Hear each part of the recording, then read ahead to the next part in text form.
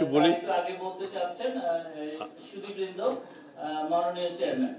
আমি আমার সহকর্মীবৃন্দ এবং র্যাকের সদস্যরা সকলেই মাননীয় সভাপতির দৃষ্টি আকর্ষণ করি তার মাধ্যমে সকলকে এটাকে মোমেন্ট কমিশন না বলে র্যাক কমিশন বললে কেমন হয়? কারণ আমরা দেখছি আমাদের যত কর্মকাণ্ড তার প্রায় 70 থেকে 80 ভাগই র্যাকের যে উৎপাদন সেই উৎপাদন থেকে প্রাপ্ত কিংবা প্ররোচিত।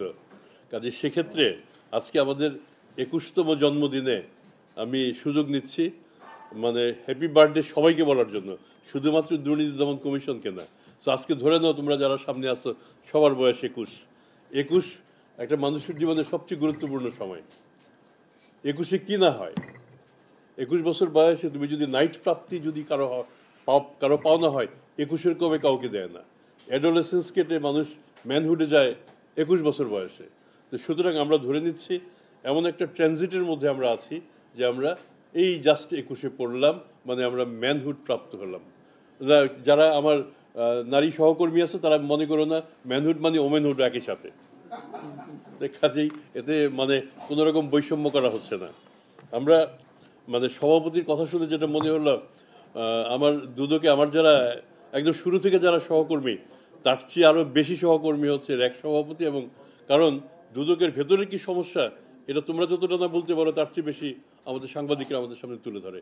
Thank you very much. কারণ এটা ওনারশিপ, ইউ ওন দুদক, এটা একেবারে প্রমাণিত। কারণ এখানে কতটা পদ শূন্য আছে আমারও মুখস্থ নাই, কিন্তু তোমরা একটার পর একটা বলে যাচ্ছ, কার কি প্রাপ্য সেটাও বলে যাচ্ছ। এবং আমি স্বীকার করি যে আমার এখানে আমার সহকর্মী যারা তাদের অন্য অন্য ডিপার্টমেন্টে যতটা ন্যায় বিচার হয়, তাদের কর্মক্ষেত্রে পদোন্নতি এবং অন্যান্য সুযোগ সুবিধার ক্ষেত্রে আমার এখানে এতটা হচ্ছে না, কিন্তু হওয়া উচিত। এই যে উচিত, এই ঔচিত্যের কথা তোমরা বলছো। আরেকটা বিষয় আজকে পত্রিকাতে আসার কারণেই বোধহয় সবার নজরে এসছে, আমারও নজরে ছিল না। আমরা আগামীতে যে দুদককে পেতে চাই আইন কানুনের সহায়তায় এবং আইনের উপর ভিত্তি করে, সেই দুদক যদি আগে যেই দুদক ছিল তার চেয়ে দুর্বল দুদক হয়, সেটাকে আমরা গ্রহণ করব কিংবা গ্রহণ করা ঠিক হবে? নিশ্চয়ই ঠিক হবে না। এবং সেটা আমি তোমাদের এই বক্তব্যে খুব স্পষ্টভাবেই চলে এসছে। কাজেই কোনো কিছু ঘটার আগে এটা সরকারের ঊর্ধ্ব মহলে আমাদেরও জানানো দরকার। আজকে একটা পত্রিকাতে ভালো নিউজ একটা দেখলাম, এবং নিশ্চয়ই আমাদের দুদকের স্বাধীনতা, দুদকের উপর অন্যদের হস্তক্ষেপ এটা যাতে না হয়, তো সেভাবেই তো রাখতে হবে। দুদক যদি ভালো থাকে তাহলে র্যাক ভালো থাকবে, আর র্যাক ভালো থাকলে দুদক ভালো থাকবে। এটা একেবারে খুব বড় সত্যি কথা। তোমারই করা। এবার তাহলে বোঝো তুমি আমাদের কি বিপদে ফেলছো, যে আজকে এটা নিয়ে আমার এখন প্রধান উপদেষ্টার সাথে 5:30টার সময় কথা বলতে যেতে হবে। এটা অনেকেরই নজরে পড়ছে, কাজে অনুমান করতে পারো। অনেক ধন্যবাদ। এটা আমাদের জন্য you are such a great support, এটাই সেটার প্রমাণ। আমরা আমাদের এখন 1 বছর পূর্তি হয়নি, বাট 1 বছর পূর্তি না হলে তোমাদের সাথে যে সম্পর্ক, তাতে আমার মনে হচ্ছে সম্পর্ক বেশ কয়েক বছরের, 10-20 বছরের সম্পর্ক হবে। আর এমনিতে অনেকের সাথে আমার সম্পর্ক তার চেয়ে আরও বেশি সময়ের। কাজেই আমরা ক্রমাগত সহায়তা পেয়ে আসছি, কিন্তু বিনিময়ে আমাদের যেটা করা দরকার আমরা কিন্তু সেটা করতে পারছি না। আমাদের অনেক ধরনের লিমিটেশন আছে, লিমিটেশনগুলি আমরা চেষ্টা করছি কাটিয়ে উঠতে।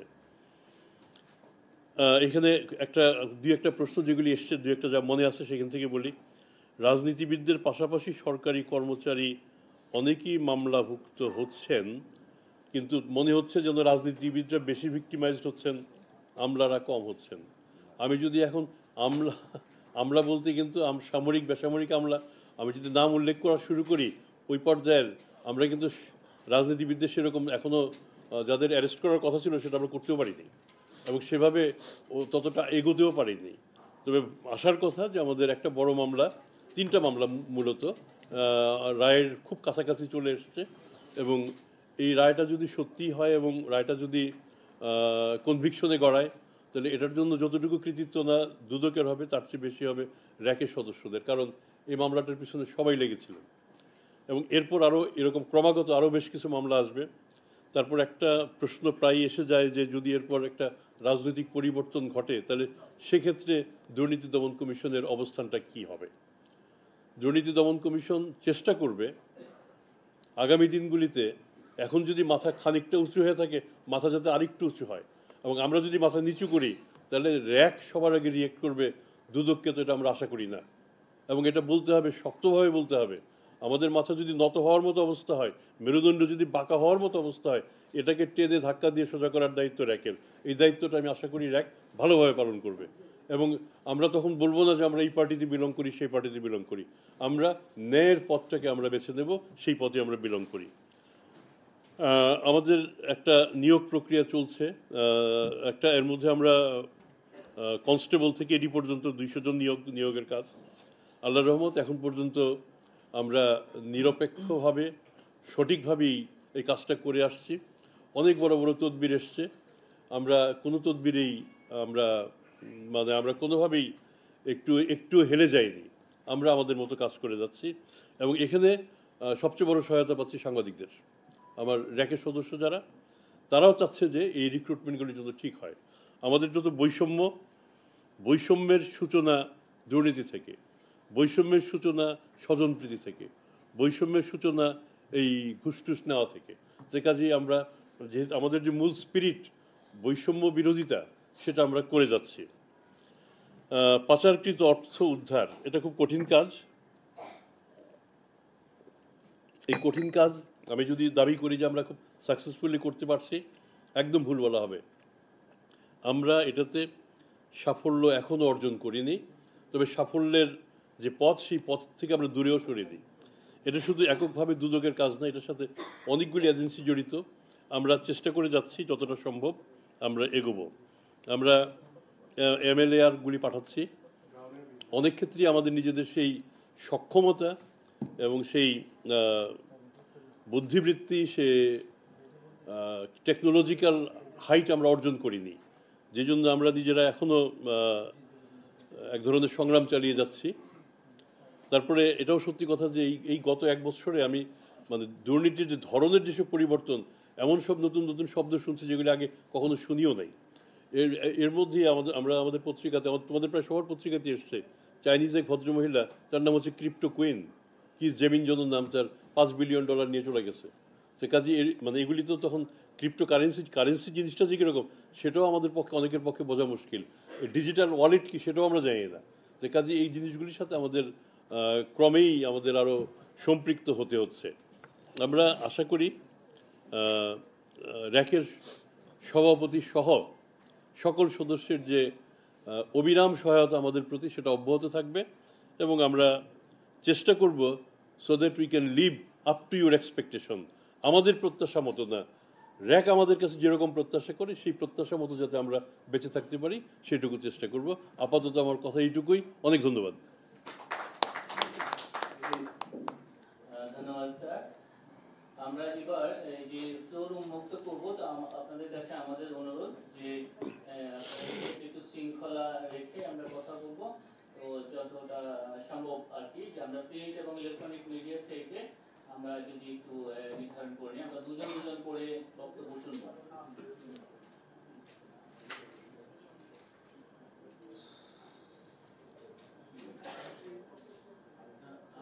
আমরা এখানে 4 জনের বক্তব্যের তালিকা পেয়েছি র্যাক থেকে। প্রথমে বক্তব্য রাখবেন জনাব আদিত্য আরাফাত, ডিবিসি নিউজ। আপনাকে বক্তব্য প্রদানের জন্য অনুরোধ করছি। জি, ধন্যবাদ। শুরুতে আমি সবাইকে শুভেচ্ছা জানাচ্ছি দুর্নীতি দমন কমিশনের প্রতিষ্ঠাবার্ষিকী। এখানে উপস্থিত আছেন আমাদের দুদকের মাননীয় চেয়ারম্যান, কমিশনার দ্বয় এবং সচিব সহ আমাদের সম্মানিত মহাপরিচালক বৃন্দ এবং দুদকের র্যাকের নেতৃবৃন্দ উপস্থিত আছেন। আমি আসলে কথা দীর্ঘায়িত করব না।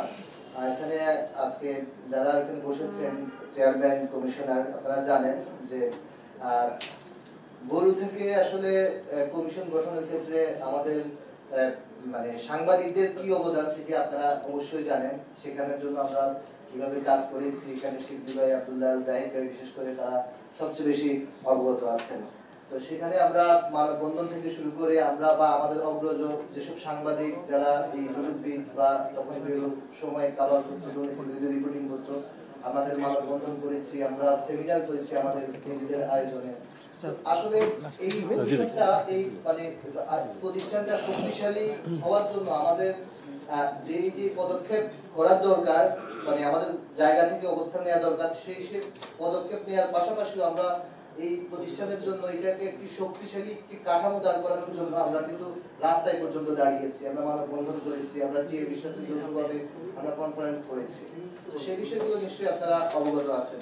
এখনো আমরা চাই যে এই দুর্নীতি দমন কমিশন, এই কমিশনটা যাতে মাথা উঁচু করে থাকে, রাজনৈতিক পট পরিবর্তন হোক বা যেটাই হোক, অন্তত এই কমিশনটা যাতে আপনাদের যে আইনি ভিত্তি, আপনাদের যে ম্যান্ডেট, আপনাদের যে তফসিল, সেই তফসিল অনুযায়ী যেন আপনারা কাজ করেন। আমরা আপনাদের সমালোচনা করি, আমরা আপনাদের সমালোচনা এখনো বলছি করে যাবো। আপনাদের বলতে দুদকের যে বিষয়গুলো আমরা যখন দেখি যে ম্যান্ডেট অনুযায়ী বা কোনো তফসিল অনুযায়ী কাজ হচ্ছে না, অথবা আমাদের কখনো কখনো মনে হয় আপনারা দেখেন যে হয়তো খারাপ লাগতে পারে আমরা গণমাধ্যমে আপনাদের সমালোচনা করছি, কিন্তু আসলে আপনাদের না, আমরা চাই যে এই প্রতিষ্ঠানটা আসলে একটি শক্তিশালী একটি প্রতিষ্ঠান হিসেবে মানে একটি জায়গায় থাকুক এবং আরো মাথা উঁচু করে যাক। বিগত সময়ে আমরা এই দিকটা এখানে আপনারা স্যার যাদেরকে দেখছেন, আমরা এখানে প্রায় 1.5-2 দশক ধরে অনেকে কভার করছি, একদম গুরু আমাদের সময় থেকে এখনো পর্যন্ত আমাদের এখানে অনেক শ্রদ্ধেয় ভাই এখানে আছে, উপস্থিত আছেন। তো সেই জায়গায় আমরা আসলে দেখি যতই কথা হোক এক ধরনের রাজনৈতিক পক্ষপাত আমরা বিগত সময়ে দেখি আসছি, এবং এক ধরনের চাপ, এটি হয়তো বলা হয় কিন্তু শেষ পর্যন্ত আমরা কার্যক্রমে দেখতে পাই যে ভারসাম্যটা ওভাবে থাকে না। তো আপনাদের কাছেও আপনারা যোগদান করেছেন, এখনো 1 বছর পূর্ণ হয়নি, কিছু সময় বাকি আছে। আমরা চাই যে সামনে ফেব্রুয়ারিতে জাতীয় নির্বাচন আছে, সেই নির্বাচন পরবর্তী সময় আসলে আপনারা আসলে আপনাদের নিরপেক্ষতা, আপনাদের সাহস, সেটি আসলে আরো দৃশ্যমান হবে। এখনো পর্যন্ত আপনারা আপনাদের সততার সাথে আপনারা কাজ করছেন এবং সেই দায়িত্বশীলতার সাথে কাজ করছেন, এবং আরো কিছু কিছু বিষয় আছে যেগুলো আসলে আমাদের মনে হয় যে এই জায়গাগুলোতে আরেকটু আপনাদের নজরদারি করা উচিত। যেমন অভিযোগ যাচাই বাছাইয়ের ক্ষেত্রে এগুলো আগে অনেকটা ঢালা অভিযোগ কোনো ক্ষেত্রে নেওয়া হতো, তবে এই বিষয়গুলো সাম্প্রতিক সময়ে দেখছি যে মোটামুটি একটা যাচাই বাছাইয়ের মাপকাঠিটা একটু ওভাবে করা হচ্ছে। এইটা যেন অব্যাহত থাকে এবং আগামীতে যাচাই বাছাই যাবাকে আপনাদের যেগুলো আছে, যেমন ব্যক্তিগতভাবে একজন আরেকজনের বিরুদ্ধে আপনারা জানেন যে অভিযোগ দিয়ে থাকে, আগে একটা রাজনৈতিক ট্যাগ দিয়ে অভিযোগ দেওয়া হতো, এখন আরেকটা রাজনৈতিক ট্যাগ দিয়ে অভিযোগ দেয়, এগুলো আসলে একজনের সাথে আরেকজনের শত্রুতা থাকে। তো সেই জায়গায় আপনারা যে যাবাকে যেগুলো আছে সেই জায়গাগুলো আপনাদের যে নাম্বারিং এর যে বিষয়গুলো আছে এগুলো আরেকটু দায়িত্বশীলতার সাথে যদি করেন তাহলে একটু সুবিধা হয়। কারণ আপনারা নিজেও জানেন যে কোনো একটা অনুসন্ধান শুরু হলে আমরা কিন্তু এটি সংবাদ প্রকাশ করি, এটা শুধুমাত্র বাংলাদেশের বেলায় প্রযোজ্য না, ওয়ার্ল্ড ওয়াইড আপনি দেখেন সিবিআই বা ভারতেও কোনো একটা এরকম এনজিও অপশন বা এরকম প্রতিষ্ঠানগুলো যখন কোনো একটা বিষয় ব্যবস্থা নেয় তখন সংবাদ মাধ্যমগুলো করে থাকে। তো সেই জায়গায় আমরা চাই যে আপনারা যখন অনুসন্ধানের সিদ্ধান্ত নেন সেই জায়গায় আপনাদের এই জায়গাগুলো আরেকটু স্ট্রং হবে। আর আপনার কাছে আমার একটু প্রশ্ন আছে বর্তমান কমিশনের কাছে, এখন আসলে যে অনুসন্ধান এবং তদন্তগুলো হচ্ছে সেই জায়গায় আপনাদের বর্তমানে এখন রাজনৈতিক সরকার না থাকলেও এখন আপনারা কোনো চাপ ফেস করছেন কিনা? এখন মানে ইন্টারিম গভর্নমেন্ট আছে, কিন্তু সেই সময়ও কোনো উপদেষ্টা বা কোনো জায়গা থেকে অনুসন্ধান বা তদন্তের বেলায় আপনাদেরকে বলছে কিনা যে এটা অমুককে দায় মুক্তি দিন বা ওই বিষয়ে আপনারা অমুককে ধরুন, এই জায়গায় আপনারা আসলে কতটা নিরপেক্ষভাবে কাজ করছেন সেটি আসলে আপনার কাছে আমরা একটা মানে উত্তর চাই আর কি। রাজনৈতিক তদবিরের বিষয়ে আপনার কাছে আমাদের প্রশ্ন আছে, রাজনৈতিক তদবির বা এগুলো বিষয়ে আপনার আমাদের প্রশ্নটা হচ্ছে যে সুনির্দিষ্টভাবে যে সেই তদবিরগুলো আসলে এখন কেমন পাচ্ছেন আপনি, আপনাদের দায়িত্ব নেওয়ার পর, বর্তমান কমিশন দায়িত্ব নেওয়ার পর এটার আসলে পরিমাণ কেমন মনে করছেন, এবং সেই অনুযায়ী তদবির আসতেই পারে বাংলাদেশের প্রেক্ষাপটে, তো সেই অনুযায়ী আসলে আপনারা যদি কোনো তদবির নাও শোনেন সেই ক্ষেত্রে আপনারা কোনো প্রশ্নের বা কোনো কিছু সম্মুখীন হচ্ছেন কিনা এই বিষয়টি আমার আপনার কাছে প্রশ্ন। ধন্যবাদ। ধন্যবাদ আদিত্য আরাফাত, আপনি অনেকগুলো বিষয় উপস্থাপন করেছেন। আপনাদের উদ্বেগের জায়গাগুলো ব্যাপারে কমিশন অত্যন্ত সচেতন আছেন। আমার বিশ্বাস যে এই বিষয়গুলো আপনি যেগুলি ফোকাস করেছেন সেই বিষয়ে কমিশন কি কার্যক্রম করেন এটা দৃশ্যমান হবে এবং আপনারা সেগুলো দেখবেন, আমাদের যৌক্তিক সমালোচনা করবেন, এতে কোনো বাধা নেই। আপনাদের সবগুলো আমরা সেটি শুনে নিই, পরে স্যার এই বিষয়ে স্যার বক্তব্য দেবেন। এবার আমরা একটু চলে যাই আমাদের জনাব মতলু মল্লিক, যদি আপনি শুধু প্রশ্নটা করেন আর কি, যদি বড় ভূমিকা না নিয়ে, তাহলে একটু আসলে আজকে মত বিনিময় সভায় প্রশ্ন করার সুযোগ নাই, আমরা মাঝে মাঝে ভুল করি, এটা প্রেসিডিং নয়, প্রশ্ন করার বিষয় না। কিছু বিষয় যেহেতু মত বিনিময়, আমি আমার অভিমতটা প্রকাশ করবো। আপনি বলছেন সময় কম, যাই হোক আমি সময় একটু কম নেওয়ার চেষ্টা করব। বিষয়টা হলো যে দুদকবিতে যারা পুরনো আছে, পুরনো সাংবাদিকদের মধ্যে আমি তাদের মধ্যে একজন। আমি যতটুকু দেখেছি বুড়ো আমলের সেই 13,000 মামলার শুধুমাত্র একজন সাবেক রাষ্ট্রপতি হুসেন মোহাম্মদ এরশাদ বিপাকে পড়ে উনি সাজা ভোগ করেছেন। জেল অনেকেই খাটে, জেল এখনো অনেকেই খাটছে। সাজা ভোগ করার ইতিহাস বুড়ো আমলের একজন, বাকি 13,000 মামলা নাই, নিষ্পত্তি হয়ে গেছে, নানাভাবে নিষ্পত্তি হয়েছে। সেকেন্ডলি আমাদের দুদক আমলে এখন পর্যন্ত শুধুমাত্র 30-35টি মামলায় জেল খাটার কারণে, জেল খেটেই গেছে, আর এই কারণে 12 বছরের সাজা গায়ে নিয়ে নিয়েছেন। এর বাইরে আমার দেখা মতে আর কারো সাজা ভোগ করার ইতিহাস নাই। এখন প্রশ্ন আসছে যে এগুলো কেন হচ্ছে, দুদক নিয়ে নানা রকম কথা আছে। চেয়ারম্যান স্যারও সম্প্রতি বলেছেন যে দুদকের ভিতরে ত্রুটি আছে, দুর্নীতি থাকতে পারে, এরকম বিষয়। আমি এই জায়গায় একটু বাড়িয়ে বলবো, শুধু দুর্নীতি দুদকের ভিতরে ত্রুটি না, এর শাখা প্রশাখাতেও কিছু কিছু জায়গায় দুর্বলতা বা ঘাটতি আছে। এখন দুদকের যে কর্মকর্তারা কাজ করছেন, আমি মনে করি যে সিংহভাগ শুধু নয়, বেশিরভাগ মানে অনেক অংশই সৎ এবং নিষ্ঠাবান, না হলে এতগুলো মামলা হয় না।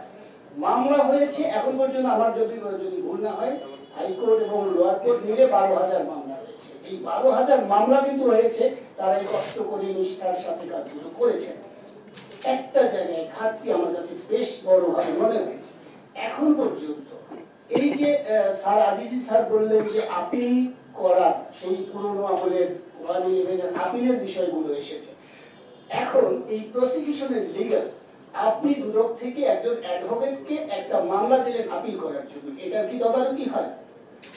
এটা কি বলা হচ্ছে যে আপনি 6 মাস চলে গেল, আপনি কেন আপিলটি করলেন না? কেন একটি মামলা 108টি ডেট পড়লো, কেন এর ব্যাখ্যা কি হয়েছে কখনো? এই জিনিসগুলো কি কখনো তদারকি হয়েছে? এই আইনজীবীরা কি দুদকের নিয়ন্ত্রণে আছে? এগুলো নিয়ে আমি একটা এক্সাম্পল দিই। 2 জন সাব রেজিস্ট্রারের বিরুদ্ধে মামলা হয়েছে, তাদের সার্টিফিকেট জাল, মুজিবনগর সরকারের যে সার্টিফিকেট নিয়েছেন তার এই জাল নিয়ে একজন চাকরি ছেড়ে চলে গেছেন, আর একজন হয়তো 6 মাস পরে যাবেন।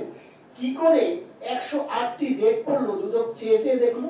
শুধু তাই না, দুদকের মামলা, আমি বলছি না যে দুদকের মামলাই ফাইল গায়েব হয়, অন্য মামলাও হয়, দুদকের পরিসংখ্যান একেবারে কম নয়। 2022 সালে আমরা নিজেরাও রিপোর্ট করেছি দুদকের ফাইল গায়েব, এখনো অনেক গায়েব আছে। এটা কেন? তাহলে কি এই যারা নিশ্চয়ই কোনো না কোনো আইনজীবীকে দেওয়া হয়েছে, উনি কি এটা টেক কেয়ার করেছেন? এই তদারকিটা কি করা হচ্ছে? এখন বিষয় হলো দুদকের কর্মকর্তারা এই জাল টেনে বড় বড় মাছ ধরলেন, সারাদিন মাছ ধরলেন, মামলায় গিয়ে দেখা গেল একটাও টিকলো না। সো আপনি সারাদিন মাছ ধরে শেষে দেখলেন চোরে চুরি করে নিয়ে গেছে। এরকম হলে এই দুদকের যে ইমেজটা, নিশ্চয়ই ইমেজটা ভালো হবে না। আমার কাছে কিছু ডকুমেন্টস আছে, হয়তো সেটা রিপোর্টেও আসবে। অনেক মামলা আপনারা দিয়েছেন 6 মাস আগে আপিল করার জন্য, হয়নি। এরকম স্যার যেমনটি বললেন যে অনেক মামলা দেওয়া হয়েছে আপিলের জন্য। আমার মনে হয় এগুলো তদারকি না করলে ভবিষ্যতে এই সরকার আসবে, ওই সরকার যাবে, এই সাজাপ্রাপ্ত বেকায়দায় করে একজন দুইজন সাজা ভোগ করবে, বাকিগুলো হয়তো হবে। ধন্যবাদ সকলকে। অনেক ধন্যবাদ, আপনি অনেক গুরুত্বপূর্ণ বিষয় উপস্থাপন করেছেন, নিশ্চয়ই কমিশন এই বিষয়গুলো ব্যাপারে যথাযথ ব্যবস্থা গ্রহণ আমি একটু কথা বলতে চাচ্ছি না। আমরা একটু আমি শেষ করি, সমস্যা নেই, শেষ করে দেবো। আপনারা কিন্তু এখানে আমাকে একটা তালিকা দিয়েছেন, সমস্যা নেই, তালিকা বাইরে কথা বলা যাবে, কোনো প্রবলেম নেই। আমি ধরো না, কারণ যেহেতু আমরা মানে চেয়ারম্যান স্যার, আপনাকে অসংখ্য ধন্যবাদ আমাদের কাছে আসছেন। দিন শেষে আমাদের একটা নিউজে দরকার হয়, আপনাকে খবরে পাওয়া আসলে কষ্ট হয়। ঠিক না এটা? হিসাবে আমি দুইটা সংক্ষিপ্ত প্রশ্ন করবো। এক হচ্ছে, একজন চেয়ারম্যান ছিলেন আমাদের এখানে, উনি যাওয়ার সময় বলে গিয়েছিলেন দুদক নখদন্তহীন বাঘ, আমরা সবাই মিস করেছিলাম। আপনার এই 1 বছরে কি মনে হয় দুদকের নখটা গজিয়েছে কিনা, দুদককে এখন নখদন্তহীন বাঘ কিনা? আমার প্রশ্ন। দ্বিতীয় প্রশ্ন হচ্ছে, একেবারেই দেশ নির্বাচন মুখী, আমি যতটুকু বুঝি। তো সেক্ষেত্রে আপনি যে কটা গণশুনানিতে গিয়েছেন, অনেক জায়গায় নির্বাচনের কথা বলেছেন। এক জায়গায় বলেছেন যে যারা প্রার্থী আছেন তারা হলফনামার জন্য দেশ বিদেশের বিদেশের সম্পদেরও তথ্য দেয়। তো সেক্ষেত্রে আমার একবার স্পেসিফিক প্রশ্ন, আমি আশা করি আপনি উত্তরটা একটু দিবেন, যে আমরা এর আগে দেখেছি দুর্নীতি দমন কমিশন যে কটা নির্বাচন তারা দেখেছে, সেই নির্বাচনে যারা যারা হলফনামা দিয়েছে সেই হলফনামায় মিথ্যা তথ্য দিয়েছে কিনা দুদক দেখেছে। এবার সামনে যে নির্বাচন আসছে, সেই নির্বাচনে দুর্নীতি দমন কমিশন এমন কোন কমিটি গঠন করবে কিনা, যে কমিটি যারা তথ্য দিচ্ছেন হলফনামায়, সেই হলফনামায় তারা ভুল তথ্য দিচ্ছেন কিনা, তথ্য গোপন করছে কিনা। কারণ সম্প্রতি সময় আপনি ক্ষমতাচ্যুত প্রধানমন্ত্রী শেখ হাসিনার একটা হলফনামা ধরে আপনি ব্রিফ করেছেন, সেখানে দেখেছেন তিনি মিথ্যা তথ্য দিয়েছেন। সেক্ষেত্রে সামনে যারা আসবেন, আমরা চাচ্ছি একটি পরিবর্তিত বাংলাদেশ, কেউ যাতে মিথ্যা তথ্য দিয়ে পার না পেতে পারে, দুদক কোনো কমিটি গঠন করে কিনা, স্পেসিফিক প্রশ্ন। আপনাকে অসংখ্য ধন্যবাদ, আশা করি উত্তর দিতে পারবেন। ধন্যবাদ জনাব তৌহিদ। আমরা এবার যাচ্ছি জনাব আবুল কাশেম, সরি জনাব জেমসন মাহবুব, আপনি কি আছেন? জেমসন মাহবুব, ধন্যবাদ। কথা হচ্ছে প্রতিষ্ঠাবার্ষিকী শুভেচ্ছা সবাইকে। আমার প্রশ্ন আসলে সৌরভই করে দিয়েছে। আর সামনে নির্বাচন, যেহেতু দেশ এখন নির্বাচনের দিকে আছে, তো নির্বাচনে আপনার কালো টাকার একটা খেলা হয়, আসলে কালো টাকার একটা ছড়াছড়ি হয়। তো সেক্ষেত্রে দুদকের যে টিম করবে কিনা সেটা একটি বিষয়। আর দ্বিতীয় কথা হচ্ছে, আপনারা কোন প্রস্তাবনা আসবে কিনা সামনে নির্বাচনে কালো টাকা বন্ধে, দুদকের কোন প্রস্তাবনা থাকবে কিনা, সুনির্দিষ্ট প্রস্তাবনা, যেটি আপনারা বললেন যে আজকে প্রধান উপদেষ্টার সাথে আপনারা কথা বলতে পারেন, রাষ্ট্রের সর্বোচ্চ পর্যায়ে সেরকম কোনো আসবে কিনা। আর দ্বিতীয় প্রশ্ন হচ্ছে, 21 বছরে দুর্নীতি দমন কমিশনের সফলতা, আপনাদের 1 বছরের প্রাপ্তি, প্রত্যাশা এবং ভবিষ্যৎ পরিকল্পনা আমরা জানতে চাই, দুর্নীতি দমনে আপনাদের ভবিষ্যৎ পরিকল্পনা। ধন্যবাদ। ধন্যবাদ জনাব জেমসন মাহবুব। আমরা আমাদের এই প্রশ্নটি বা এই আপনার মতামত দিয়ে আমরা এই প্রশ্নের জবাবে চলে যাব। এবার মতামত ব্যক্ত করবেন জনাব আবুল কাশেম।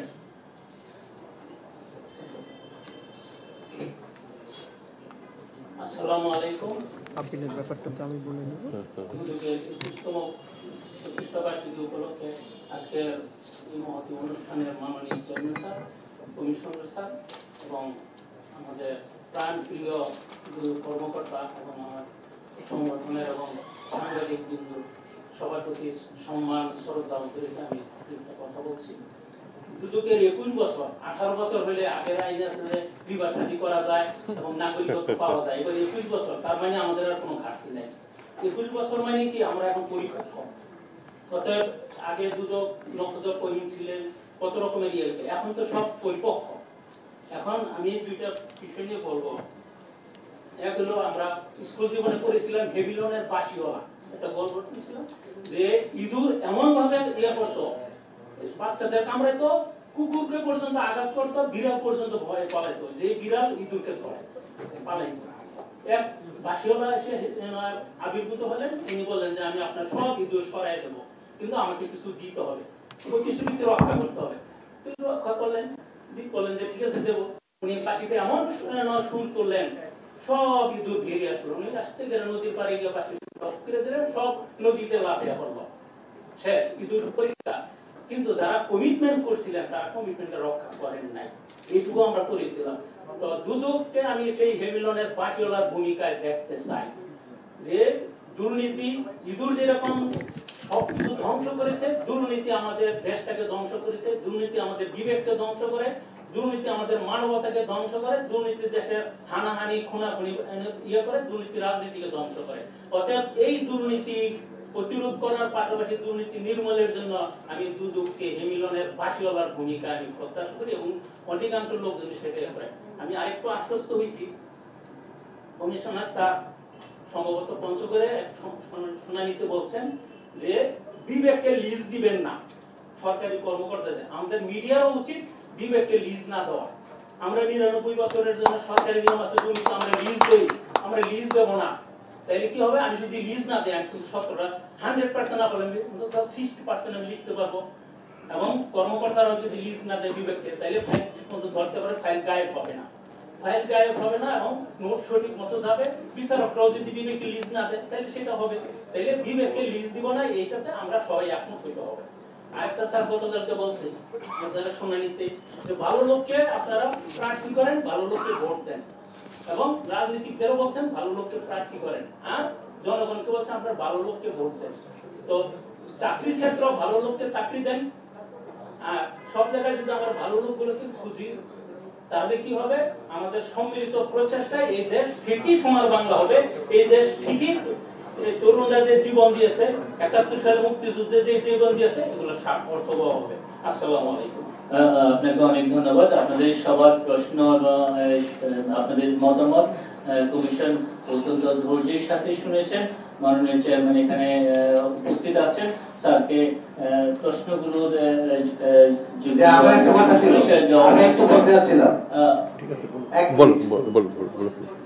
আমরা একটু ঠিক আছে, শুনি 1 মিনিট। হ্যাঁ, শুনি। জি, আসসালামু আলাইকুম। জন্মদিনের শুভেচ্ছা। যত জন্মদিন উৎসব, সেই উৎসব থেকে বঞ্চিত হয়েছি। 21 তারিখ আছে, 25 তারিখ, যাই হোক সামনে হয়তো উৎসবে অংশগ্রহণ করবো। প্রশ্ন বলতে একটা প্রশ্নই করবো, যেহেতু সময় কম নিয়েছি। আমরা দুদকে যে চেহারা দেখতে চাই, যেমন বর্তমানে যে ট্রেন্ড চলতেছে, মানে আপনার দুর্নীতিবাজদের সম্পদ ভিত্তিক অনুসন্ধান তদন্ত অনেক বেড়ে গেছে। প্রাতিষ্ঠানিক অনুসন্ধান তদন্তের ঘাটতি লক্ষ্য করা আমার চোখে বেড়েছে, অনেকের চোখে হয়তো তাই। যেমন আমরা বিগত দিনে মেগা প্রজেক্টের কথা শুনছি, মেগা দুর্নীতির কথা শুনছি, ওই জায়গাটায় কতটুকু টাচ করতে পেরেছে, এবং তাছাড়া সম্পৃক্ত রাজনীতিবিদ তো আছে, সেটাতে আমলা বা যারা সংশ্লিষ্ট আছেন তাদের বিষয়ে, তাদের বিরুদ্ধে কতটুকু অ্যাকশন বা তাদেরকে দুর্নীতির জালে কতটুকু আনা গেছে, এই জায়গাটা নিয়ে আমি সন্দিহান। এই জায়গাটা একটু ক্লিয়ার করতে চাচ্ছি। Thank you. আপনাকে অনেক ধন্যবাদ। আমরা আরেকটা শুনে দেখ, one last question from him. শেষ। হ্যাঁ, আমার নাম আলামিন, আমি দৈনিক আমার দেশ।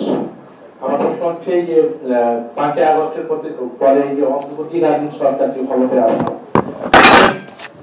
অনেক এপিএস এবং পিএস এর বিরুদ্ধে আপনার অনুসন্ধান কার্যক্রম চলছিল, কিন্তু একজনের বিরুদ্ধেও এখন পর্যন্ত কমিশন কোনো আমাদের ইতিবাচক তথ্য দিতে পারেনি। পাশাপাশি গত সরকারের আমলে পুলিশের বড় কর্মকর্তারা দুর্নীতিগ্রস্ত ছিল, সেখানেও দেখলাম যে কমিশন পিছিয়ে আছে। এই দুটি বিষয়ে আমি জানতে চাই। অনেক ধন্যবাদ আপনাকে। আমরা একটু স্যারের কাছে যাই এবার, যে আপনাদের যে প্রশ্নগুলো আপনাদের ছিল, যে মতামত আপনারা ব্যক্ত করেছেন, আপনাদের অনেকগুলো বিষয়ের সাথে আমরা কিন্তু একমত। তো এই বিষয়ে স্যারকে বিনীতভাবে অনুরোধ করছি কিছু বলার। আমি আমার কথায় কিছু গ্যাপ থাকবে, আমার দুই পাশে আমার দুজন সহকর্মী আছেন, তারা সেগুলির কভার করে দেবেন। একদম আমি শুরু করি প্রথমেই, দুদক নখদন্তহীন প্রতিষ্ঠান কি না। দুদকের দাঁতও যতটা শার্প হওয়া দরকার ছিল ততটা শার্প এখনো হয়নি, নখও পুরোপুরি গজায়নি, মাঝামাঝি একটা পর্যায়ে আছে। আমরা আশা করি সবার সহায়তায় দন্ত সর্বস্ব এবং নখ সর্বস্ব প্রকৃত একটি ভালো প্রতিষ্ঠানে পরিণত হবে। 1। 2 নম্বর হচ্ছে, আমি মনে করি না যে বাংলাদেশের বিভিন্ন জায়গার দুর্নীতি দমন করার, প্রতিরোধ করার কিংবা কমানোর একক দায়িত্ব দুর্নীতি দমন কমিশনের। আমরা যদি দুর্নীতি নিরোধে সফল একটা দেশের কথা চিন্তা করি, সবার আগে চলে আসে সিঙ্গাপুরের নাম। সিঙ্গাপুরের প্রত্যেকটা অফিস ইটসেলফ, সরকারি অফিস, উন্নয়নের অফিস, সবগুলি এই অফিসগুলি হচ্ছে দুর্নীতি নিরোধক প্রতিষ্ঠান। আর এর বাইরে আমাদের মতো একটা প্রতিষ্ঠান আছে যাদের কাজ হচ্ছে একটু দেখাশোনা করা, একটু খবরদারি করা, এর বাইরে কোনো কাজ নাই। কিন্তু দুর্ভাগ্যবশত যেই দুর্নীতিগুলি অফিসেই সমাপ্ত হওয়ার কথা, যদি ইন্টারনাল অডিট হয়, যদি এক্সটার্নাল অডিট হয়, তাহলে তো আমাদের কাছে আসে কি জন্য? আসার তো কোনো কারণই নাই। কাজেই আমার মনে হয় সেই ক্ষেত্রে আমাদের সবারই একটা চাপ থাকবে, আমাদের কাজ যেন কমে আসে, ওইদিকে কাজ যেন একটু বাড়ে। গত রোববার সকালবেলা আমরা পুণ্যভূমি সিলেটে আমাদের বিভাগীয় কার্যালয় স্থাপনের জন্য ভিত্তিপ্রস্তর রেখে এসেছি। এটা আমাকে জিজ্ঞেস করা হয়েছে এটা কি আনন্দের ব্যাপার না দুঃখের ব্যাপার? আমার কাছে যদিও কাজটা আমি করেছি, আমার মনে হচ্ছে এর চেয়ে দুঃখের ব্যাপার আর কি আছে। সিলেটের মতো পুণ্যভূমিতে যদি আমাদের দুদকের আর একটা বড় অফিস করতে হয়, তাহলে এটা কি ইন্ডিকেশন দেয়? এটা তো দেয় যে দুর্নীতি বাড়ছে। তাহলে দুর্নীতি যদি কমে যায়, তাহলে সেক্ষেত্রে বড় ইন্ডিকেটর হচ্ছে র্যাকের মেম্বার সংখ্যা কমে যাবে, দুদকের বা আমাদের যে অফিসের সাইজ কমবে। কিন্তু এটা কমছে না, এটা বাড়ছে। তার কাজেই অনুমান করছি যে আমাদের যে প্রত্যাশা, সেই প্রত্যাশাটা আমাদের ফুলফিল হচ্ছে না। একটু প্রাসঙ্গিকভাবে নির্বাচন প্রসঙ্গটা এসে গেছিল। আমরা সামনে সাধারণ নির্বাচন, আমরা আশা করি সরকার যেভাবে প্রত্যাশা করে একটা আনন্দময় পরিবেশে সঠিক এবং সুষ্ঠু নির্বাচন হবে। কিন্তু প্রশ্ন হচ্ছে এই নির্বাচনে কালো টাকার দৌরাত্ম্য আগেও দেখে এসেছি, এবারও হয়তো হবে। কিন্তু কালো টাকাটা কেন আসছে? আমরা যাদের নির্বাচিত করব তারা হবেন member of the parliament. Member of the পার্লামেন্টের কাজ তো শুধুমাত্র আইন প্রণয়ন করা, দেশটাকে ভালোভাবে ডিরেকশন দেওয়া।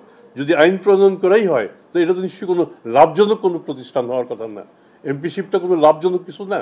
তাহলে সেক্ষেত্রে এটাকে কিভাবে কম লাভজনক করা যায়, আপনারা সাংবাদিকরা এই চিন্তাটা করবেন, যাতে এমপি সাহেবরা তাদের জন্য যে নির্ধারিত কাজ, সেই কাজ নিয়েই ব্যস্ত থাকেন। তাহলে আমার মনে হয় এই যে টাকা পয়সার ছড়াছড়ি, এটা অনেকাংশে কমে আসবে।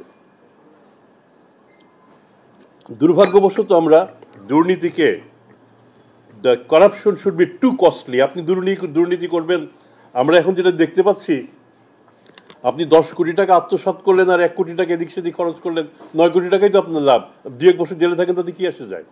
তার চেয়ে আপনি 10 কোটি টাকার আত্মসাৎ করার জন্য যদি আপনার 100 কোটি টাকার আপনাকে দণ্ড দিতে হয়, তাহলে সেক্ষেত্রে আপনি এটা করবেন না। কাজে আমাদের এই দিকটা একটু খেয়াল রাখতে হবে। আমরা নিজেরাও চেষ্টা করে যাব। আমরা কোনো কমিটি গঠন করব কিনা আমাদের এই কালো টাকার প্রশ্নে। প্রথমত, যখন আপনারা একটু লক্ষ্য করবেন, যখন সম্পদ বিবরণীটা দাখিল করা হয়, এবং দাখিল করা এবং চূড়ান্ত হওয়ার মাঝামাঝি সময়টা খুবই কম। এমন যদি হতো যে যারা নির্বাচনে দাঁড়াবেন, সরকার যদি একটা ঘোষণা দিত যে এটা দুর্নীতি দমন কমিশনে তাদের সম্পদ আগে দাখিল করতে হবে, আমরা এটা নিয়ে একটা টাস্কফোর্স গঠন করতাম। আমরা তো নিশ্চয়ই সবগুলি পরীক্ষা করার দরকার নেই, এদেশের সকল লোকই দুর্নীতিগ্রস্ত না। আমাদের যেগুলিতে বড় বড় সন্দেহ হতো, সেই সন্দেহের কাজগুলি আমরা আগে পরীক্ষা করে আমরা হয়তো নির্বাচন কমিশনকে বলতে পারতাম যে এগুলিতে আমাদের সন্দেহ আছে, এগুলিতে আরও পরীক্ষা নিরীক্ষা করা দরকার। কাজে আমাদের হাতে সময়টা খুবই কম। এই কম সময়ের মধ্যে আপনারা হুইসেল ব্লোয়ার হিসেবে যেগুলিকে ব্লো করবেন, আমরা আমরা চেষ্টা করব আমাদের যতটুকু শক্তি সামর্থ্য আছে সেটা দিয়ে পরীক্ষা করে আমরা নির্বাচন কমিশনকে জানাতে। নির্বাচন পরবর্তী সময়ে না করার তো কোনো কারণ নাই। আমরা 100 বার করবো, 100 বার করবো। আমাদের এটা নিয়ে আমাদের আমরা উই আর নট শাই। তবে ওই যে আবার আগের কথা, আপনাদের পুরনো প্রশ্ন আসতে হয়, নির্বাচনের পরেও কি আপনাদের একই চেহারা থাকবে, না চেহারাটা একটু মলিন হবে, নাকি একটু উজ্জ্বল হবে? তো কাজে সেই ক্ষেত্রে আমাদের চেহারাটা কীরকম রাখতে হবে, আপনারা জাতির বিবেক হিসেবে আমাদের সাহায্য করবেন, আমরা যেন সেই জায়গায় থাকতে পারি। Thank you very much. আচ্ছা, হ্যাঁ, আমি সেটাই বলি। প্রথমত মানে চাপ কে অনুভব করে, প্রথমে আগে বলেন দেখি। একটা লোক যদি দুর্নীতিগ্রস্ত হয়, তার উপরই চাপ বেশি আসে। আর যদি আপনি দুর্নীতিগ্রস্ত না হন, আপনার ঘাড় যদি সোজা থাকে, আপনি কিন্তু চাপ খুব কম ফিল করবেন, এবং আপনাকে যারা চাপ দেবে তারাও চিন্তা করবে চাপ আমি দেবো কিনা। আমি বরং বলবো যে সামনে আগামী দিনগুলিতে যারা দুদকে অন্যায়ভাবে চাপ প্রয়োগ করেন, আমরা তাদের নামও প্রকাশ করে দেব ইনশাআল্লাহ। আর যে কালো টাকার ছড়াছড়ি কমাবার জন্য আমাদের সম্পদ খুব সীমাবদ্ধ, লোকবল সীমিত। আমার মনে হয় it's a very good idea. আমরা আমাদের অন্তত 5-7 জনের একটা টিম করতে পারি কিনা, এটা নিয়ে আমরা আগেও আলাপ করেছি। এটা আমরা একটু পরীক্ষা করে দেখবো আর কি, আমরা এই কাজটা করব। আর সম্পদ সেটাই। আর হলো দুদকের ফাইল গায়েব, আমি এটা মুসলিম মল্লিক মতলুব মল্লিক খুবই খাঁটি কথা বলেছে। আমি দুদকের মতলুব মল্লিকের সাথে, মতলুব মল্লিক না, ব্যক্তিগতভাবে অনেকের সাথে আমার সুসম্পর্ক, এবং আমাদের কিছু ফাইল সত্যি সত্যি, কোনো ফাইল গায়েব হয়েছে আমাদের কাছ থেকে, কোনো ফাইল আদালত থেকে, এবং এই ফাইল গায়েবের সাথে যে মানে যারা বেনিফিশিয়ারি তারা জড়িত, আমরা যদি বেনিফিশিয়ারি হয়ে থাকি আমরাও জড়িত। তো কাজে এইগুলি আমার মনে হয় ফাইলগুলি যদি মানে উদ্ধার করার উপায় না থাকে এগুলি রিকনস্ট্রাক্ট করা দরকার। এটা করে আমরা এটা দেখবো এটা। আর রাজনৈতিক চাপ, এখন আরেকটা প্রশ্ন ছিল আমাদের মানে এখনকার অ্যাডভাইজারদের পিএস নিয়ে আমাদের কাজগুলি আসলে সম্পন্ন হয়নি, সম্পন্ন হলে পরে জেনে যাবেন আপনারা সবাই। আর আমাদের তিনটা নাম ছিল, মোয়াজ্জেম, তুহিন ফারাবি, সালাউদ্দিন তানভীর, আরেকটা আর চারটা ছিল। এগুলি আমাদের শেষ হওয়ার পথে। আর প্রথমত আমরা যদি ধরেন একটা অভিযোগ আসলো, আমরা কিছুই পেলাম না, তা আমার দরকারটা কি তার পিছনে আমার এত সম্পদ, এত কিছু করার। আর আরেকটা ব্যাপার এটাও বোধহয় মনে রাখা দরকার যে আমরা কি সব অনুসন্ধানে কি আমরা সফল হই? সব অনুসন্ধানে আমরা সফল হই না। আমাদের যদি মানি লন্ডারিংয়ের কথাই বলি, ধরেন মানি লন্ডারিংয়ের একটা সুনির্দিষ্ট অভিযোগই আছে যে তিনি অনেক টাকা মানি লন্ডারিং করেছেন, কিন্তু আমরা তদন্ত করতে গিয়ে আমরা তার ট্রেস করতে পারছি না। তো সেক্ষেত্রে আমরা কি করবো? সেক্ষেত্রে আপনাদের সবার সহযোগিতা লাগবে। আমার মধ্যে আরও কিছু প্রশ্নের জবাব আজিজ যদি আমি লিটিগেশন রিলেটেড দু একটা বিষয় বলবো। স্যার এখানে আছে স্যার। পরম সম্মানিত ভদ্র মহিলা, ভদ্র মহোদয়গণ, এখানে আপিলের ব্যাপারে বলা হয়েছে যে আমরা আপিল করছি কিনা। আপনারা শুনে খুশি হবেন, এবং আমি তো ভেবেছিলাম যে কমিশন এখানে কার্ভ ডাউন হবে কিনা। সাবেক মাননীয় প্রধানমন্ত্রী বেগম খালেদা জিয়ার তার মামলার যেটা হাইকোর্ট, অনারেবল হাইকোর্ট রায় দিচ্ছে, সেটারও দুদক কিন্তু আপিল করেছে এবং সে আপিল নিষ্পত্তি হয়েছে। ফলাফল যেটা হবে সেটার জন্য দায়বদ্ধতা আমাদের না। অনারেবল কোর্ট যদি দেখেন সেখানে কোনো সাবস্টেন্স নাই, নিশ্চয়ই তাহলে ডিফেন্সের সাথেই যাবে ফলাফল। কিন্তু আপিল করতে আমরা বোধ করিনি। এইটা একটা এর থেকে বড় দৃষ্টান্ত কিছু হতে পারে না। দ্বিতীয় কথা হলো যে আমাদের বিজ্ঞ আইনজীবীগণ টাল বাহানা করে কিনা, না, আমাদের আইনজীবীগণ জ্ঞানতভাবে টাল বাহানা করে না। আমাদের আইন অনুবিভাগে যিনি মহাপরিচালক তিনি একজন সিনিয়র জেলা জজ। অতি সম্প্রতি তারই হাজব্যান্ড মাননীয় সুপ্রিম কোর্টের হাইকোর্ট বিভাগের বিচারক হয়েছেন, অতিরিক্ত বিচারক হয়েছেন। সুতরাং তারা অত্যন্ত দায়িত্বশীলতার সাথে, এবং আমাদের যিনি দুজন ডাইরেক্টর আছেন, ডাইরেক্টর লিগাল এবং ডাইরেক্টর প্রসিকিউশন, তারা প্রত্যেকেই বিচার বিভাগ থেকে এসছেন। এবং জাবাকের প্রশ্ন হচ্ছে, জাবাকেও কিন্তু একজন জয়েন্ট ডিস্ট্রিক্ট জাজকে অন্যতম সদস্য রাখা হয়েছে, যে কোনোভাবে যে যদি লিটিগেশন সংক্রান্ত কোনো কিছু যদি পাওয়া যায় তাহলে সেটা যেন কারোর দৃষ্টি এড়িয়ে যেতে না পারে। এবং আর একটা কথা হলো যে এত কমপ্লেইন, এত যেটাকে বলা হচ্ছে, আপনার একটু আগে বললেন যে এত বিরাট একটা কর্মযোগ্য, কিন্তু সেই তুলনায় এডজুডিকেশনের ফলাফল এত কম কেন? তার সহজ উত্তর হলো মাননীয় আদালতের সংখ্যা নিতান্তই অপ্রতুল। আপনারা শুনলে কষ্ট পাবেন যে ঢাকা দেশের রাজধানী, সেই মহানগরে আমাদের বিশেষ জজ আদালতের সংখ্যা হচ্ছে মাত্র 11টা। 11 জন বিচারকের পক্ষে কি এতগুলো মামলার রায় তারা যদি সাপ্তাহিক ছুটি ভোগ না করেন তবুও সম্ভব না।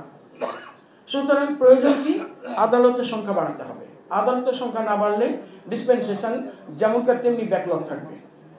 কুইক ডিসপেন্সেশনের জন্য ডেফিনেটলি আমাদের আদালতের সংখ্যা বাড়াতে হবে।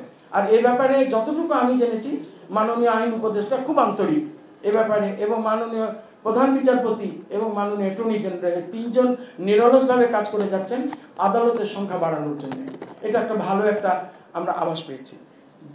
এরপরে আসছি আমরা যে যদি কোনো আপিল করার ক্ষেত্রে সত্যি সত্যি যদি আমাদের দৃষ্টি এড়িয়ে যেয়ে থাকে, সেক্ষেত্রে তো আইনের বিধান আছে, আমরা তামাদি খণ্ডনের জন্য আবেদন করে আপিল করছি, এবং মাননীয় সুপ্রিম কোর্টের আপিল বিভাগ আমাদের তামাদি খণ্ডনের আবেদন মঞ্জুর করেছেন বলেই বার্জ মাউন্টের মামলা আবার বিচারে ফিরে এসেছে।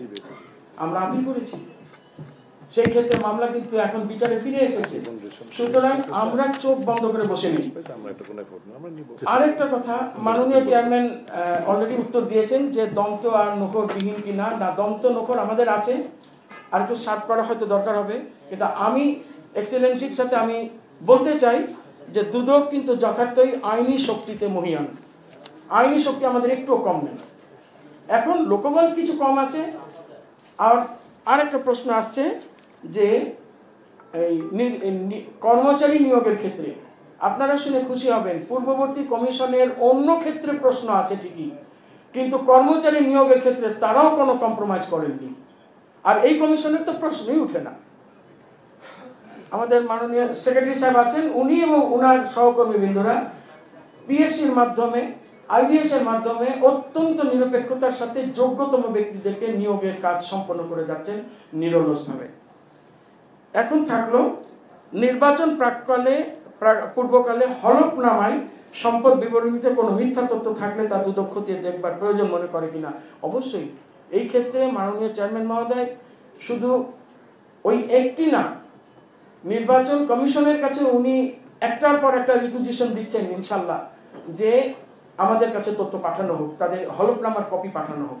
সেইটা থেকে আমরা টালি করে নিব যে উনি নির্বাচনের আগে উনি কতটুকু সম্পদের অধিকারী ছিলেন আর নির্বাচনের পরে এই কতটুকু সম্পদ তার বেড়ে গেছে। আপনারা আরও শুনে খুশি হবেন, মাননীয় চেয়ারম্যান সহ তার সহকর্মীবৃন্দ, আমরা কমিশনারগণ, আমরা নির্ধারিত সময়ের মধ্যে আমাদের সম্পদ বিবরণী দিয়েছি। কতটুকু আমাদের ঋণ আছে সেটারও দায়বদ্ধতার উল্লেখ আছে। আগামীতে যাওয়ার সময় আমরা আবার সম্পদ বিবরণী দিয়ে যাব। এই 30শে ডিসেম্বরের মধ্যে ইনশাল্লাহ আবার দেব। আপনারা টালি করবেন, এটা ব্যক্তিগত গোপনীয় বিষয়। তারপর আপনাদের সামনে আমরা তুলে ধরবো যে দেখুন মিলিয়ে 1 বছরে আমার সম্পদ কতটুকু বেড়েছে, কতটুকু কমেছে। ইনশাল্লাহ এই ব্যাপারে আমরা সর্বোচ্চ নিষ্ঠার পরিচয় দিয়ে যাচ্ছি। আমরা কোনো কিছুর সাথে কম্প্রোমাইজ এখনো করছি না। আপনাদের সবাইকে নিরন্তর শুভেচ্ছা।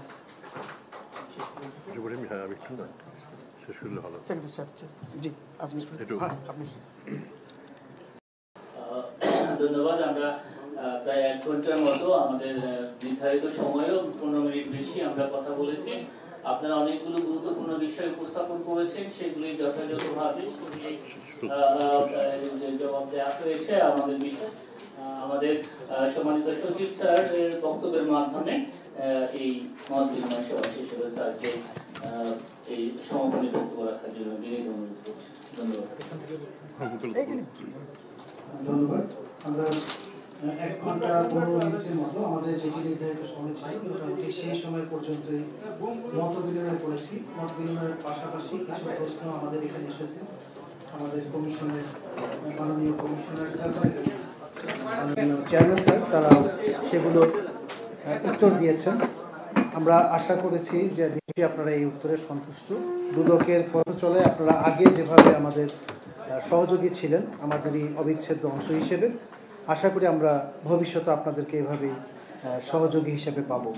আমাদের গত 1 বছরের প্রাপ্তির পরিসংখ্যান আপনাদের কাছেই আছে, আপনারা জেনেছেন এবং আমরাও বলেছি, এবং আগামী 1 বছরও ইনশাল্লাহ এবং সামনের দিনগুলোতে আমরা এভাবেই সাফল্যের সাথে আপনাদের সবার সহযোগিতা নিয়ে কাজ চালিয়ে যেতে পারবো, এই আশাবাদ ব্যক্ত করে আজকে মতবিনিময় সভা এখানে সমাপ্ত ঘোষণা করছি। ধন্যবাদ। আসসালাম।